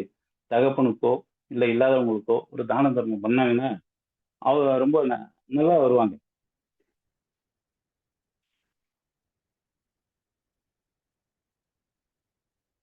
அப்புறம் ஜோதிடத்தை தானே நம்ம எல்லாம், அதனால ஒரு விஷயம் உங்களுக்கு சொல்றேன். குரு நீசம் பெற்றவர்கள் நம்மள்ட்ட ஜாதகம் பார்க்க வர்றாங்க அப்படின்னு வச்சுங்களேன். குரு நீசம் பெற்ற மகரத்துல குரு நீசமாகிறார். காலபுருஷனுக்கு 9ஆம் அதிபதி 10ல் நீசமாகிறார். காலபுருஷனுக்கு 9, 12 கூடிய 10ல் நீசமாகுது. அப்போ அவங்களுக்கு இந்த நம்ம ஜாதகம் பார்க்கும் பொழுது என்ன பண்ணும், அவங்கள்ட்ட வந்து காணிக்க வாங்காம அனுப்புறது ரொம்ப சிறப்பு. அப்படி இல்லை, நம்ம காணிக்க வாங்கிதான் ஆகணும், ஏன்னா நம்ம வந்து பொழப்பு தானே, நம்ம தொழில் தானே செய்யறோம் அப்படின்னு நம்ம நினைக்கும் போது நம்ம என்ன பண்ணாங்க, வெத்தலை பாக்கு வச்சு ₹1 காயினை வச்சு நம்ம டேபிள்ல வச்சிருங்க. இப்போ நம்மள்ட்ட ஜோசியம் பார்க்க ஜாதகம் பார்க்கறதுக்கு எத்தனையோ பேர் வருவாங்கல்ல, அப்போ அவங்க தட்சணையா அது மேல வைக்க சொல்லுங்க. நீங்க கையால இருக்காங்க, அந்த வெத்தலை பாக்கு ₹1 தட்சணை வச்சிருக்கோம் பாருங்க, அது மேல அவங்களை வச்சுக்க சொல்லுங்க, கையால இருக்க வேண்டாம். அதுக்கு பிறகு அவங்க சென்ற பிறகு நீங்க எடுத்துங்க. இன்னொரு விஷயமும் உங்களுக்கு சொல்றேன், ஒவ்வொருவருக்கும் ஜோதிடம் பார்த்த பிறகு மஞ்சள் கலந்த நீரில் கையை கழுவுவது உத்தமம். அது வந்து நமக்கு அந்த கர்ம வினைகள் பாதிக்காம இருக்கும். அடுத்தவருக்கு பலன் சொல்லும் பொழுது நமக்கு திக்கி திணறாம இருக்கும். எல்லா விஷயங்களும் நமக்கு உதிக்கும், நட்சத்திரங்கள் நமக்கு உறுதுணையா இருக்கும். அப்புறம் இந்த 27 நட்சத்திரங்களுக்கும் உள்ள நட்சத்திர கோயில்களை தெரிஞ்சுக்கணும்னு ஆசையா இருக்குன்னா அதையும் நான் சொல்லிடுறேன், கொஞ்சம் கேட்டுங்க.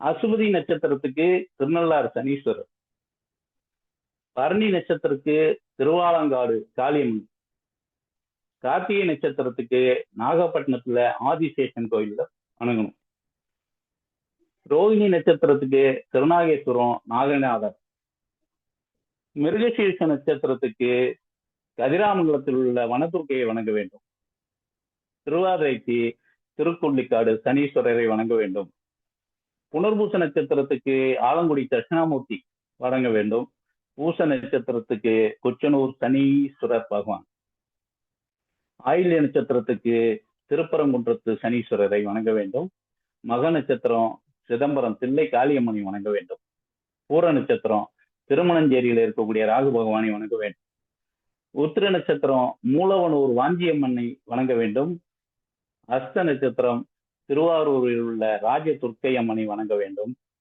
சித்திரை நட்சத்திரமும் திருவாரூரில் உள்ள ராஜ துர்க்கை அம்மனை வணங்க வேண்டும். அடுத்தது சுவாதி நட்சத்திரம் திருவானைக்காவல் இருக்கிற சனீஸ்வரர் பகவானை வணங்க வேண்டும், விசாக நட்சத்திரம் சோழவந்தானில் இருக்கக்கூடிய சனீஸ்வரர் வணங்கணும், அனுஷ நட்சத்திரம் திருவிடை மருதூர் மூகாம்பியை வணங்க வேண்டும், கேட்டை நட்சத்திரம் பல்லடம் அங்காள பரமேஸ்வரியை வணங்க வேண்டும், மூல நட்சத்திரம் மதுரை தட்சிணாமூர்த்தி சுவாமியை வணங்க வேண்டும்,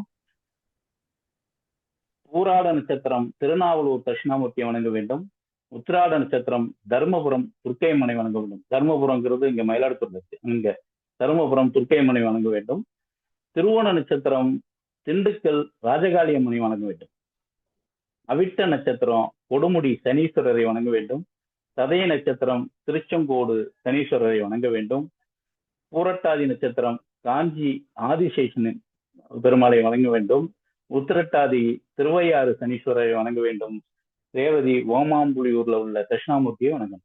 இப்படி 27 நட்சத்திரத்துக்கும் 27 கோயில்கள் இருக்கு. அந்த கோயில்களுக்கு போய் நம்ம அந்த நட்சத்திரக்காரர்கள் அங்க போய் சிறப்பு வழிபாடு செஞ்சுட்டு வந்தீங்கன்னா உங்களுடைய நட்சத்திரம் ஒரு தேவைப்படும். இப்ப இறந்துட்டோம்னா நமக்கு திதி தான் தேவைப்படும். இப்போ மனுஷனா இருக்கிறது வரைக்கும் நமக்கு நட்சத்திரம்ங்கிறது உடல் தானே.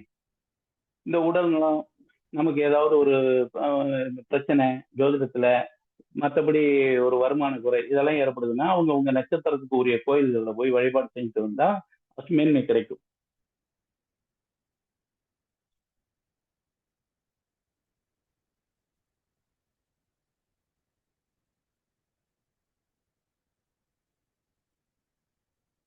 அப்புறம் பாத்தீங்கன்னா உங்களுக்கு இன்னொரு விஷயம் சொல்றேன். நட்சத்திரத்துக்கு நிறைய பழமொழிகள் எல்லாம் ஒரு நட்சத்திரத்துக்கு இருக்கு. கேட்ட நட்சத்திரம் மணக்கோட்டை கட்டி வாழ்வாங்க அப்படின்னு சொல்லுவோம்.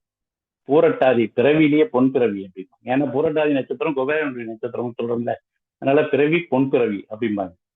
சதய நட்சத்திரம் சதயத்துல பிறந்த அகத்தியன் ஆவான் அப்படின்னு ஒரு பழமொழி இருக்கு. அடுத்தது பூராட நட்சத்திரம் போராடும் அப்படிங்கிறது ஒன்று. அடுத்தது திருவோண நட்சத்திரம் பரிமள பிரியன்னு சொல்லுவாங்க. திருவாதிரை நட்சத்திரத்துல ஒரு பொருள் காணா போனா, பொருள் திருட்டு போனாலோ, பொருள் நம்ம இல்லைன்னா போன பொருள் திரும்பி கிடைக்கும் அப்படின்னு திருவாதிரை நட்சத்திரத்துல போனா திரும்ப கிடைச்சிடும்.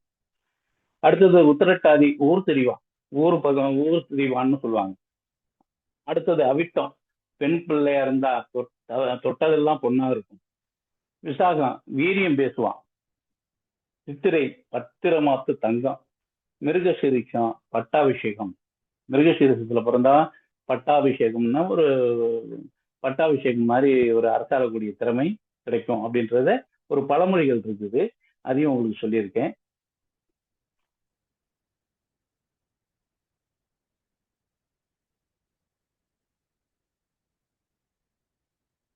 இப்போ நான் சொந்த டாபிக் வரேன். இப்போ ஒரு ஜாதகம் யோகமுள்ள ஜாதகங்கள், யோகத்துல நமக்கு பெரும் யோகம்னு எடுத்தோம்னா பஞ்ச மகா புருஷ யோகங்கள் தான். அந்த யோகங்கள் இருந்தா, அதாவது பஞ்சமகா புருஷ யோகங்கள் கிரகங்கள் அந்த மாளவிகா யோகம், சசயோகம் இப்படின்னு இருக்கு பாருங்களா, ஒரு 5 யோகம். அந்த பஞ்சமகா புருஷ யோகங்கள் மிக சிறந்த யோகமாக கருதப்படுது. அதே மாதிரி குருச்சந்திர யோகம், கஜகேசரி யோகம், இப்படி நிறைய யோகங்கள் நிறைய இருக்கு, சொல்லிட்டே போலாம்.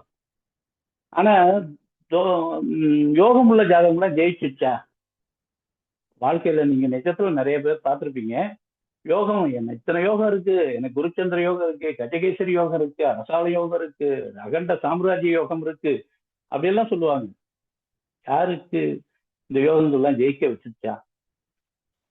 சுத்த ஜாதகம் எனக்கு எந்த தோஷமும் இல்லை, சுத்த ஜாதகம் தான். சுத்த ஜாதகம் எங்கேயாவது ஜெயிச்சிருக்கா? யாராவது சொல்ல முடியுமா?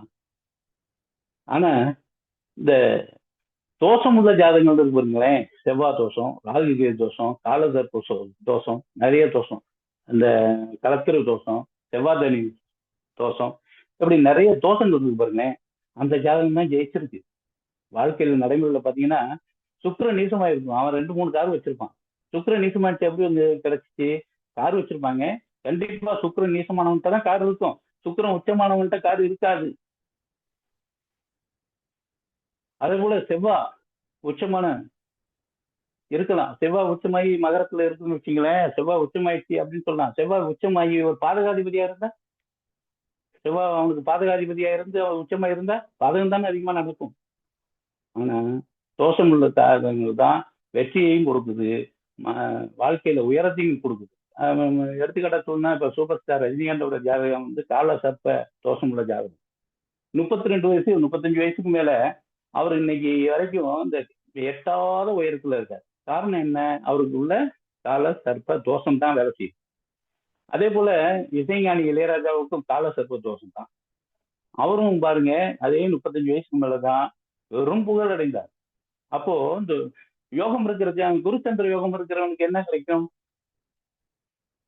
யானை கட்டியிருக்க, மாட மாளிகை, கூட கோபுரங்களோட வீடு வசதி, தோட்டம் துறவு, காரு பங்களா வசதி, ஆடு மாடுகள், கால்நடைகள் எல்லாமே வளர்த்து பெரிய ஆளா பார்க்க முடியல. அதெல்லாம் இல்லை. நீ கோச்சாரத்திலேயே குரு வருது, சந்திரன் வீட்டுக்கு வரப்பு. சந்திரன் வீட்டுல குரு உச்சமாக போறார். இப்ப மீனத்துல இருக்கிற குரு நீங்க பாருங்களேன், மீனத்துல இருக்கிற குரு மீன ராசிக்கும் தனுசு ராசிக்கும் நல்லவரா? தனுசு ராசிக்கு 7ஆம் இடத்துல இருக்கு. அப்ப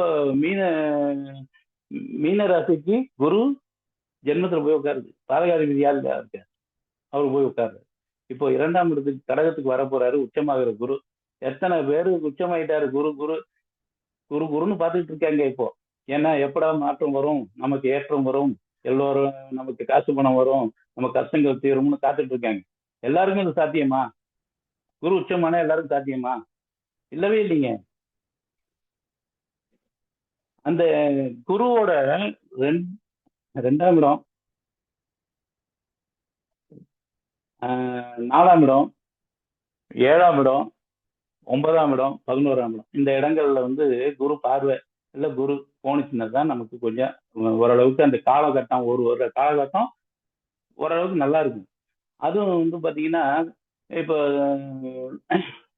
தனுசு ராசிக்கு பார்க்க போறீங்கன்னா, இப்ப அட்டமத்துல 7ல இருக்கிற குரு பகவான் அட்டம குருவா வர்றாரு. மீனத்துக்கு 5ல வர்றாரு. அப்போ 5ல வர்றது குரு பகவான் நல்லது செய்வாரா? மீன ராசியில உள்ளவங்களுக்கு குரு பகவான் 5ஆம் இடத்துக்கு வந்தா குழந்தை கொடுப்பாரா? குழந்தைகள் கிடைக்குமா, அவங்களுக்கு பூர்வ புண்ணியம் வலுக்குமா, பாக்கியம் கிடைக்குமா, இதெல்லாம் பாருங்களேன். அவர் வரக்கூடிய நட்சத்திரம், அவராவது புனர்பூசத்துல தான் வருவார் இறங்கி. புனர்பூச நட்சத்திரத்துல வந்து அதுதான் பூசத்துக்கு போவார். பூசத்துக்கு போகும்போது தான் கொஞ்சம் வருமானம் கிடைக்கும். ஏன்னா சனியோட நட்சத்திரத்துல குரு போகும்போது சிறப்பா இருக்கும். அதே போல யோகங்கள்னு சொன்னோம்னா யோகங்கள் எதுவுமே சிறப்பு கொடுக்கறது இல்ல. அதே ராகு கேது பயிற்சியா இருக்கட்டும், குரு பயிற்சியா இருக்கட்டும், சனி பயிற்சியா இருக்கட்டும், யாரும் பயப்பட வேண்டியதில்லை. நம்ம ஜாதகத்துல 2 தோஷம் இருக்கா, ஜெயிச்சுட்டான்னு அர்த்தம். லக்னாதிபதி நல்லா லக்னாதிபதி 1-5-9 நல்லா இருந்தாலே நல்லா இருக்கான்னு சொல்லுவோம்ல. அப்ப லக்னாதிபதி நல்லா இருக்கானா? ஒளிக்கிரகங்கள் எப்படி இருக்கு? ஒளிக்கிரகங்கள் 6-8-12 மறையாம இருக்கா? சூரியன், சந்திரன், சுக்கிரன் இது மறையாம இருக்கா? வாழ்க்கையில் இப்படியே பார்த்துட்டு போயிடலாம். ஈஸியா ஜாதகத்தை சொல்லிட்டு போயிடலாம். ஒரு லக்னத்துல இருந்து பாருங்க, ஒரு பொண்ணுக்கு செவ்வாய் முன்னாடி வந்துச்சுன்னா சீக்கிரம் கல்யாணம். ஒரு ஆணுக்கு லக்னத்துல இருந்து ஒரு 7 இடத்துக்கு முன்னாடியே இந்த சுக்கிரனோ செவ்வாயோ இருந்துட்டீங்க, ஆணோ பொண்ணோ, அவங்களுக்கு கல்யாணம் வந்து ஒரு குறிப்பிட்ட வயசுக்குள்ளே நல்ல ஒரு 20-30 வயசுக்கு முன்னாடியே நடந்துடும். ஆனா கொஞ்சம் தள்ளி போச்சுன்னு வச்சுங்களேன், கொஞ்சம் லேட் ஆகும், அவ்வளவுதான். ஒன்றும் கல்யாணம் ஆகாம இல்லை. ஒரு கல்யாணத்தை எடுத்துட்டோம்னா லக்னம் 6-8 இருக்கக்கூடாது, ஆணுக்கும் பெண்ணுக்கும் லக்னம் 6-8 இருக்கக்கூடாது. செவ்வாய் தோஷம், ராகு கேது தோஷம். இன்னைக்கு வர்றவன் ஜோசியம் பார்க்க வரும்போது வாடிக்கையாளர்களே சொல்றாங்க, ராகு கேது இருக்குங்க. ராகு கேதுன்னா என்ன? ராகு கேது இருக்குங்கன்னு அவனே நமக்கு சொல்றான். அதே போல செவ்வாய் தோஷம் இருக்குங்க, 7ல செவ்வாய் இருக்குங்க, 8ல செவ்வாய் இருக்குங்க, 2ல இருக்குங்க, அவனே சொல்றான். ஆக செவ்வாய் தோஷங்கிறது என் குருநாதர் எனக்கு சொல்லி கொடுத்தது என்னன்னு கேட்டீங்கன்னா, செவ்வாய் தோஷங்கிறது ஒண்ணும் இல்லைங்க, ஒழுங்கா இருப்பான். அதாவது மிலிட்ரி மாதிரி கட் அண்ட் ரைட்டா எல்லாமே கரெக்டா இருக்கணும். அதான் செவ்வாய் தோஷம். ஒருத்தர் கரெக்டா இருந்து இன்னொருத்தர் கரெக்டா இல்லைன்னா என்ன ஆகும்? வாழ்க்கை அடிக்கடி பிரச்சனைகள் வரும். அதனாலதான் செவ்வாய் தோஷம் வந்து கரெக்டா இருக்கணும். செவ்வாய் தோஷம் கரெக்டா இருக்கும், கரெக்டா இருக்கும் சேர்த்தா கரெக்டா இருக்கும் அந்த குடும்பம். அதனாலதான் இந்த செவ்வாய் தோஷக்காரனுடைய இணைச்சா நல்லா இருக்கும்னு சொல்றது. இல்லைன்னா ஒரு செவ்வாய் தோஷம் இருக்கிறவன் இல்லாத ஒரு பொண்ணை கல்யாணம் பண்ணான்னு சொல்லுங்க, நம்மளே சொல்லிடலாம். இது மாதிரி கரெக்டா இருப்பாரு இவரு, 5 மணிக்குன்னா 5 மணிக்கு ரெடி ஆயிடுச்சுன்னா ஒண்ணும் இல்லை, 5:15 ரெடி ஆனா கத்த ஆரம்பிச்சிருவாரு அப்படின்னு சொல்லலாம். அதுதாங்க செவ்வாய் தோஷம். செவ்வாய் தோஷம்னா உடனே செவ்வாயால எந்த பிரச்சனையும் வரப்போறது கிடையாது. ஆனா அவங்க எதிர்பார்க்கறது கட் அண்ட் ரைட்டா இருக்கணும், நேரத்துக்கு நடக்கணும், எல்லாமே இதுதான். இதுக்கு ஒரு பரிகாரம் செவ்வாய் தோஷம் இருக்குதுன்னா ஒண்ணும் இல்லை. செவ்வாய் தோஷம் இருக்கிறதுனால ஒரு திருமணம் தடைபடுது அப்படின்னா அதெல்லாம் சாத்தியமே இல்லை. செவ்வாய் தோஷம்னு இப்போ மக்களே இந்த பொருளில மாட்டி சிக்கிட்டு தவிக்கிறாங்க. அடுத்தது ராகு தோஷம். ராகு தோஷம் என்ன? ராகு தோஷங்கிறது 2ல ராகு இருந்தா 7-8ல இருந்தா நல்லா ராகு. ஆனா ராகு கேது தோஷம் வந்து எதிர்பார்க்கக்கூடிய தன்மையை உருவாக்கும். என்ன எதிர்பார்க்கும்? ஒரு பொண்ணுக்கு இருக்குன்னு வச்சுங்களேன், தான் புருஷன் இப்படி இருக்கணும்னு எதிர்பார்க்கும். அந்த எதிர்பார்ப்பு இல்லைன்னா அந்த பொண்ணுக்கு அப்படியே சீனு போடும். அதனாலதான் அப்போ ஒரு சமையல் செய்யறாங்க, புருஷங்களை சாப்பிட்டு சூப்பரா செஞ்சிருக்க, ரசத்தும் நல்லா இருக்கு அப்படின்னு சொன்னா நல்லா இருக்கும். அவன் சாப்பிட்டு ஒண்ணுமே சொல்லாம ஒரு கமெண்ட்ஸும் சொல்லாம போயிட்டு இருந்தான்னு வச்சுங்களேன், அந்த பொண்ணுக்கு சமைச்ச பொண்ணுக்கு எப்படி இருக்கும்? ஒரு ஒரு மாதிரியான இரிட்டேஷனா இருக்கும். அதுதான் இந்த ராகு 2 பேர் இருக்கிறவங்க எதிர்பார்ப்பாங்க, நம்மளை வந்து அப்ரிசியேஷன் பண்ணணும், நம்ம ஒரு கமெண்ட்ஸ் நல்லா வரும், எந்த செயலை செஞ்சாலும் ஒரு கமெண்ட்ஸ் அந்த கமெண்ட்ஸ் நல்ல கமெண்ட்ஸ் கிடைக்கணும் அப்படின்னு எதிர்பார்ப்பாங்க. அது ராகு தோஷம் இல்லாதவங்களை இருக்கிறவங்க கூட இணைக்கும் போது இல்லாதவன் எந்த கமெண்ட்ஸுமே பண்ண போறது இல்லை. அதனால அவங்களுக்கு இரிட்டேஷனா இருக்கும், கொஞ்சம் வாழ்க்கையில கொஞ்சம் வெறுப்பா இருக்கும். அவ்வளவுதான். அதான் ராகு தோஷம். இதை நம்ம சொல்லிட்டோம்னா இதுக்கேற்ற தங்களை அவங்க மாத்திக்கிட்டாங்கன்னா இந்த ராகு தோஷம் ஒண்ணும் பண்ணாது. அந்த ராகு தோஷத்துக்கு பரிகாரம்னு ஒன்றும் செய்ய வேண்டிய அவசியமும் இருக்காது. இதுதான் பரிகாரம். புரிஞ்சுட்டீங்களா? அடுத்தது உங்களுக்கு இன்னொரு டிப்ஸ் ஒன்று தரேன். இது வந்து திருமண பொருத்தத்துல அப்ளை பண்ணி பாருங்க. என்னுடைய அனுபவத்துல நான் கண்டறிஞ்சது. இப்போ திசைகள் இருக்குங்க. மேஷம் கிழக்கு, ரிஷபம் தெற்கு, மிதுனம் மேற்கு, கடகம் வடக்கு. இப்படி ஒவ்வொன்றுக்கும் ஒவ்வொரு திசைகள் 12 ராசிக்கும் திசைகள் வந்தது. இப்போ ராகு கேதுக்கள் வந்து கிழக்குல ராகு இருந்துச்சுன்னா மேற்குல கேது இருக்கும், மேற்குல ராகு இருந்தா கிழக்குல கேது இருக்கும். எப்படி மாறி மாறி இருக்கும், தெற்கு வடக்கு கிழக்கு மேற்கு இப்படிதான் இருக்கும். அப்போ ஒரு ஜாதகத்தை ஒரு வரனோட ஜாதகம் வருது, 2 பேர் ஜாதகம் வருது, ஒரு பொண்ணு ஒரு பையனுடைய ஜாதகம் வருது. அவன் பார்க்கும் பொழுது இந்த ராகு கேதுக்களை பாருங்க. ரெண்டுமே வந்து ஒரே திசை அமைப்புல இருந்துச்சுன்னு வச்சுங்களேன், ரொம்ப சூப்பர். எந்த தோஷம் இருந்தாலும் தூக்கி போடுங்க, கல்யாணத்தை பண்ண சொல்லலாம். நல்லா சூப்பரா இருப்பாங்க. அவங்க வாழ்க்கையில விட்டு கொடுக்க மாட்டாங்க, ஒன்றிணைந்து வாழ்வார்கள். எவ்வளவு கஷ்டம் இருந்தாலும் தாங்கிடுவாங்க. ஆனா ஒருத்தருக்கு கிழக்கு மேற்காகவும் ஒருத்தருக்கு தெற்கு வடக்காகவும் இருந்துச்சுன்னு வச்சுங்களேன், கண்டிப்பா அப்புறம் அப்படியே நவாம்சத்தை பாருங்க. நவாம்சத்துல போய் பாருங்க, ரெண்டு பேருக்குமே ஒரே டைரக்ஷன்ல இருந்துச்சுன்னு வச்சுங்களேன், கிழக்கு மேற்காகவோ தெற்கு வடக்காகவோ இருந்துச்சுன்னு வச்சுங்களேன், இதுல மாறி இருந்தாலும் நவாம்சத்துல ஒன்று இருந்தா அவங்களும் இணைச்சிடலாம். ஆனா ரெண்டுத்துலயுமே மாறி இருக்குன்னு வச்சுங்களேன், கண்டிப்பா அவங்களை இணைக்கிறதுக்கு இணைச்சா அவங்களுக்கு எப்படியுமே ஒரு பிரிவினை வந்துருங்க. இல்லைன்னா ஏதோட நிரந்தர குறையோடு வாழ்கிறார்கள். குழந்தை இல்லை, புருஷன் குடிகாரன், இப்படி நிரந்தர குறையோடு வாழ்கிறார்கள், நிரந்தர பிரிவை எதிர்பார்க்கிறார்கள். இது என்னுடைய அனுபவத்துல நான் ஆராய்ச்சி பண்ணி கண்டுபிடிச்ச ஒரு விஷயங்க. இதுதான் இன்னைக்குதான் நான் சொல்றேன் ஓப்பனா மீட்டிங்லயும். இது வந்து அப்ளை பண்ணி பாருங்க, 100% சரியா இருக்கும். ஏதாவது நீங்களே உங்கள்கிட்ட ஒரு புருஷன் பொண்டாட்டியோட ஜாதகம் வருதுன்னு வச்சுங்களேன், அவங்களோட ஜாதகத்துல பாருங்க, இது ரெண்டுத்தையும் மேட்ச் பண்ணி பாருங்க, ராகு கேதுக்களை மேட்ச் பண்ணி பாருங்க. அந்த ராகு கேதுக்கள் டைரக்ஷன் மாறி இருந்துச்சு வச்சுங்களேன், அதாவது கிழக்கு மேற்காகவோ புருஷனுக்கோ மனைவிக்கு இருந்து இந்த இடத்துல வந்து தெற்கு தெற்கு வடக்கா ஒருத்தவங்களுக்கு இருந்து கிழக்கு மேற்கா ஒருத்தவங்களுக்கு இருக்குன்னு வச்சுங்களேன், ராகு கேதுக்கள் இவங்க ரெண்டு பேரும் அப்படியே நவாம்சத்தையும் பாத்துங்க, ரெண்டு இடத்துல அப்படி பிரிஞ்சிருச்சுன்னா அவங்க கேளுங்க, அவங்களுக்குள்ள புருஷன் பொண்டாட்டிக்குள்ள நிறைய பிரச்சனைகளோட தான் இருப்பாங்க. ஒருத்தருக்கு ஒருத்தர் வச்சடியில் வைக்க மாட்டாங்க, அந்த அளவுக்கு பேசுவாங்க. அதை நம்ம தெளிவாவே கேட்கலாம். ஏன் நீங்க உங்களுக்கு என்னங்க பிரச்சனை அப்படின்னு கேட்டீங்கன்னா சொல்லுவாங்க, ஒன்னும் குழந்தை இல்லைம்பாங்க. இல்லைன்னா வெளிநாட்டுல இருக்கிறவங்க தான் நேரா எந்நேரமும் சண்டையிலே இருப்பாங்க, வீட்டுல நித்தம் போர்க்களமா இருக்கும், வாழ முடியாத சூழல்ல இருப்பாங்க. இதை வந்து நீங்க எல்லாரும் ஜோதிட குருமார்கள் தான் இதுல இருக்கீங்க, எல்லாரும் கொஞ்சம் அப்ளை பண்ணி பாருங்க. இது வந்து நான் வந்து கிட்டத்தட்ட ஒரு 500 ஜாதகங்களை ஆராய்ச்சி பண்ணி தான் இதை நான் இன்னைக்கு இந்த மேடையில வாய்ப்புக்கு பயன்படுத்தி நான் சொல்றேன். அடுத்தது, தோஷமுள்ள ஜாதகங்கள் வாழ்க்கையில் ஜெயிக்குதுன்னு சொன்னேன்ல, பாருங்களேன், செவ்வாய் நீசம் பெற்ற ஜாதகனுக்கு நிலவரம்லாம் வச்சிருப்பான். சுக்கிரன் நீசம் பெற்றவன் காரு வண்டி எல்லாம் வச்சிருப்பான், நல்ல சொகுசா இருப்பான். இன்னும் நீசம் பெற்றவன் வந்து அம்சத்துல உச்சம் பெற்றிருக்கலாம். சுக்கிரன் நீசம் அப்படிங்கிறதுனால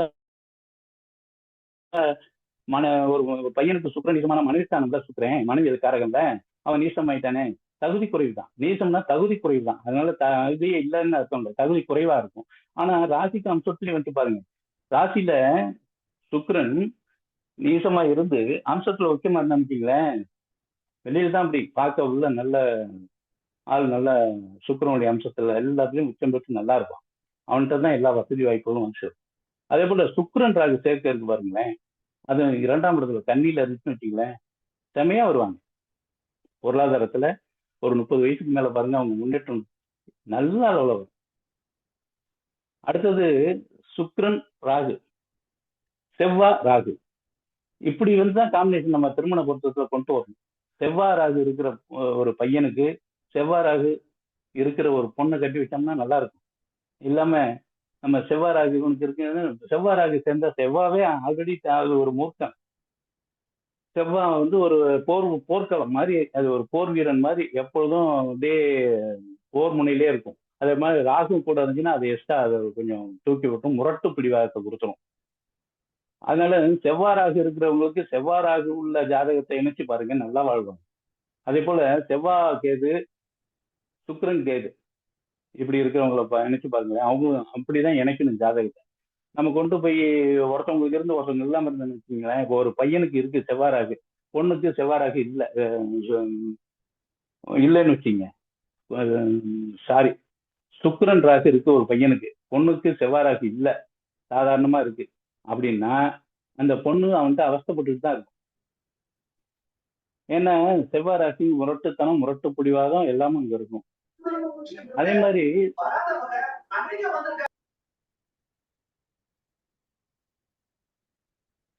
அதே போல நிறைய விஷயங்கள்ல வந்து நம்ம ஜாதக பொருத்தங்களை பார்க்கும்போது இந்த செவ்வாய் ராகு, செவ்வாய் கேது இதே மாதிரி ஜாதகங்களை இருவருக்கும் இருக்கும்போது, ஆணுக்கு பெண்ணுக்கு செவ்வாய் ராகு செவ்வாய் கேது இருந்துச்சுன்னா, பையனுக்கு சுக்கிரன் ராகு சுக்கிரன் கேது இருக்கிற பையன் கூட இணைச்சிங்கன்னா அவங்க வாழ்க்கை நல்லா இருக்கும், ஒத்து போயிடுவாங்க எல்லாத்துக்குமே.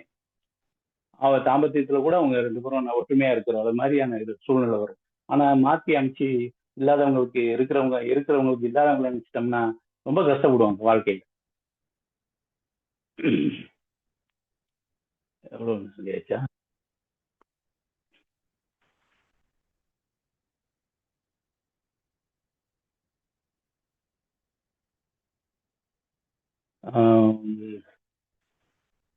இப்ப நிறைய பேரு யோகி அவயோகி அப்படின்னு நம்ம பாக்குறோம்.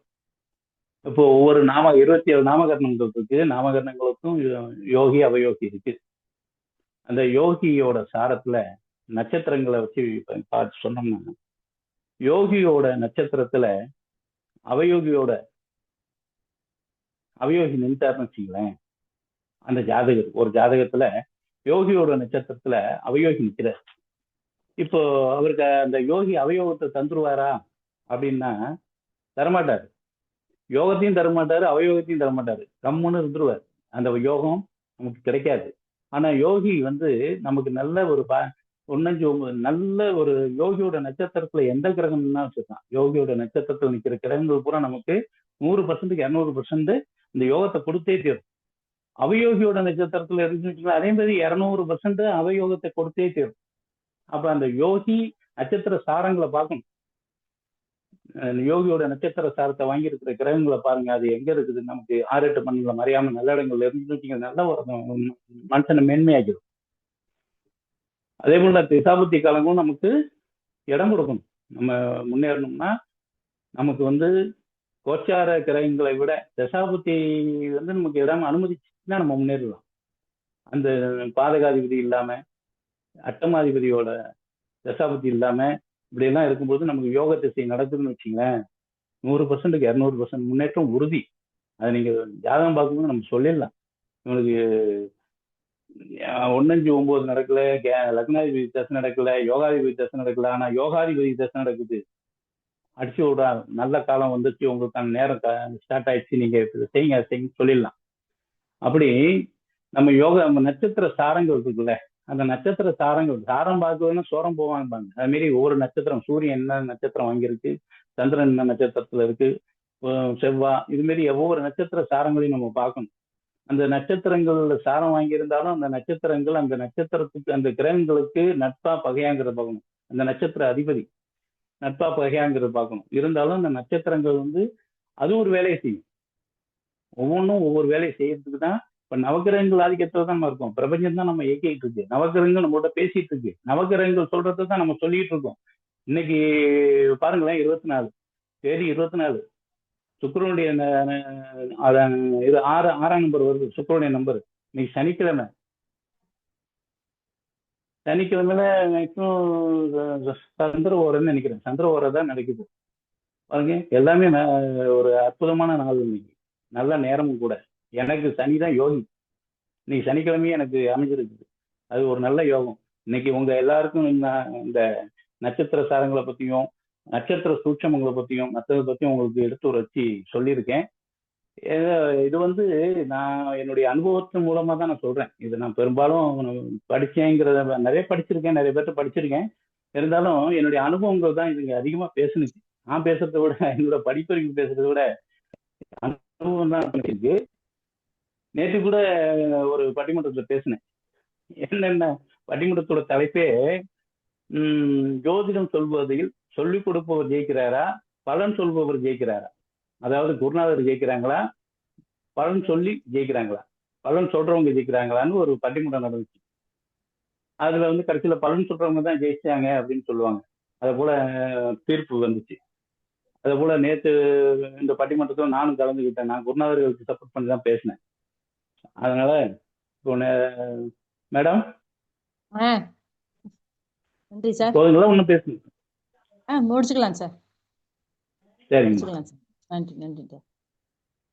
ஐயாவுக்கு தேசிய மகளிர் கூட்டம் சார்பாக மீண்டும் ஒரு வணக்கத்தையும் நன்றியும் தெரிவித்துக் கொள்கிறேன்.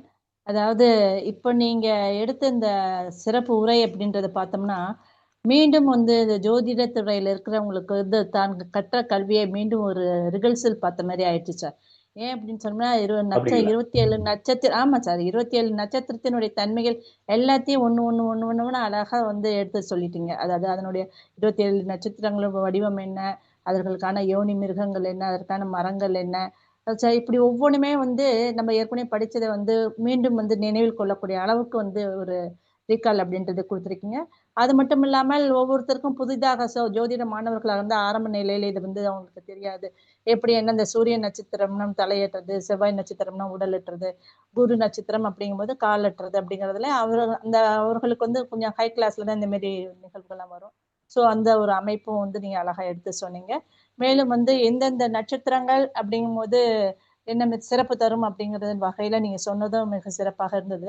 அது மட்டும் இல்லாம அந்த வாக்குப்பளிதத்துக்குன்னு சொல்லிட்டு இந்த 3 சிவன், அதாவது முக்காலத்தையும் உணர்த்தக்கூடிய சிவன் பெருமான்கள் 3 நிலையில இருக்கக்கூடிய கோயிலினுடைய திருப்புகலூர் கோயிலை பற்றி சொன்னது, வாசு தோஷத்துக்குரிய எல்லா கோயில் அப்படிங்கிறது நீங்க சொன்னது வந்து அந்த ஒரு ஜோதிடர்களுக்கு மிக முக்கியமானது அப்படின்ட்டு சொல்ல, இந்த திருப்புகலூர் கோயிலுக்கு வந்து நிச்சயம் அனைத்து ஜோதிடர்களும் போகணுங்கவும் உங்கள் சார்பாகவும் அனைவரையும் நான் வந்து கேட்டுக்கொள்கிறேன். ஸோ அது மட்டும் இல்லாமல் திருமண பொருத்தம் அப்படின்னு எடுத்துக்கிட்டோம்னா நீங்க என்ன மாதிரியெல்லாம் இருக்கணும், அதுவும் அந்த மெயின் வந்து ராகு கேதுனுடைய அமைப்பை வந்து நீங்க சொன்னீங்க. 2 பேருடைய ஜாதகத்திலையும் வந்து ஒரே திசையாக இருந்துச்சு அப்படின்னு சொன்னா சிறப்பு அப்படின்றது நீங்க சொன்ன ஹிண்ட்ஸ் எல்லாம் வந்து நல்லா சூப்பரா இருந்துச்சு. ஸோ ஒவ்வொருத்தரும் வந்து நீங்க சொன்ன இந்த கருத்துக்களை வந்து அவர்களுடைய ஜோதிடம் பார்க்கக்கூடிய அந்த நிலையில வந்து மீண்டும் மீண்டும் இது வந்து பழக்கப்படுத்தி பார்த்து அதுல வந்து அவங்களும் வந்து வெற்றி அடைய வேணும்னு சொல்லிட்டு நீங்க இந்த இவ்வளவு நேரம் இந்த 1 மணி நேரமாக சிறப்புரையாற்றியமைக்கு ஜோதிட மகளிர் நட்சத்திர கூட்டமைப்பின் சார்பாக மீண்டும் ஒரு முறை வணக்கத்தையும் நன்றியையும் தெரிவித்துக் கொள்கிறேன் சார். நன்றி, வணக்கம்.